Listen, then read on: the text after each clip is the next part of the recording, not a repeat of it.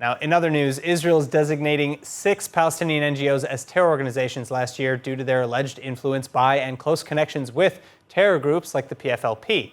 But despite the seemingly extensive research and reporting, at least 9 European Union states are now citing lack of evidence for Israel's claims and saying that they'll continue to work with these groups. Joining me with more is founder and director of Palestinian Media Watch, Itamar Marcus. Itamar, it's great to be back with you. Now, Israel is not alone in these accusations. NGO Monitor said that the announcement confirms what their research has shown for years, and the Israeli courts later upholding this blacklisting. Do you think that Israel had enough evidence to support its claims? Israel certainly had enough evidence against certain of the organizations. Some of the organizations have had members who have already been convicted and admitted to connections to the terror organization PFLP in Israel. So there definitely was evidence. Israel would not make these kind of statements and this kind of a designation without proper evidence. I think the problem is something much more fundamental with the European countries. The European countries have ignored everything, not just about NGOs, but I would say primarily the biggest failing is looking at what the Palestinian Authority is doing, look at what they're teaching their children, and looking that they're paying salaries to terrorists. If any other country, if any other potential aid recipient in the world was paying terrorists, was rewarding terrorists yearly to the tune of hundreds of millions of dollars, like the Palestinian Authority is, they would never be able to be a recipient of European money, of European Union money, of none of those countries. And yet the Palestinian Authority has known this. The first time I presented this in European countries was in 2011. They've been putting pressure on the PA since then, but the PA realizes that the Europeans don't really care. They'll keep getting money. How do you explain this cognitive dissonance in Europe?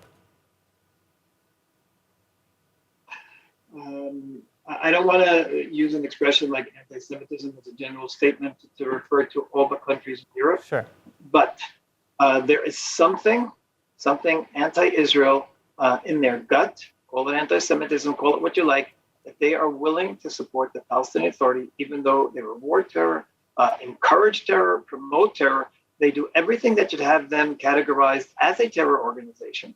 And the European Union is willing to go ahead and continue funding the Palestinian Authority. And this is not only bad for Israelis, it's of course bad for Palestinians as well, because this has enabled the Palestinian Authority to continue to promote terror, to continue to teach their children to go out and seek martyrdom as a heroic way to spend their life, literally to give up their life, so that Palestinians suffer from this European funding. Israel certainly suffers. The only way there's ever going to be a peace process for which Israel and the Palestinians could benefit is if the Palestinian Authority, when it acts like a terrorist organization, is treated like a terrorist organization, isolated, ostracized by the international community, and that's the only thing that will force them to change. So now, obviously, we can't make blanket statements that all NGOs in the Palestinian Authority are connected to terror. That's not true. But how intertwined are legitimate activities and terror organizations? Is it possible that these NGOs are only connected to the PFLP through a couple of degrees, like a friend of a friend of a friend, as opposed to direct ties? That's exactly what makes them so dangerous. If there were an NGO that was completely involved in terror, completely connected to the PFLP, well, then it would be easy. What the PFLP wisely does is they connect themselves to organizations that do have some aspect which is innocent and which is possibly helpful to civilians. And once they do that, this organization has a clean record or has let's say, a record to show accomplishments for the benefit of Palestinians. And then the international community can look away and say, okay, so it's a small part of them is terror. It's the only way to deal with this is to punish the NGO completely, not to try to divide between the terror and the NGO. And that way it won't keep spreading. Because if you say, okay, we'll get rid of the terrorists, but the NGO can continue, then there's no reason for the PFLP to stop trying with new organizations. And there's no reason for any future organization to be worried about the PFLP.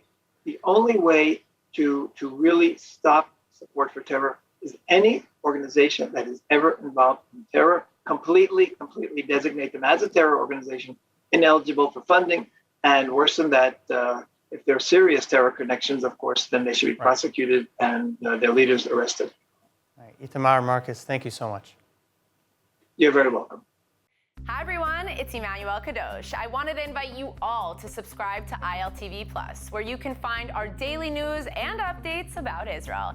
And not only that, but live feeds, entertainment, our kosher food show, and so much more.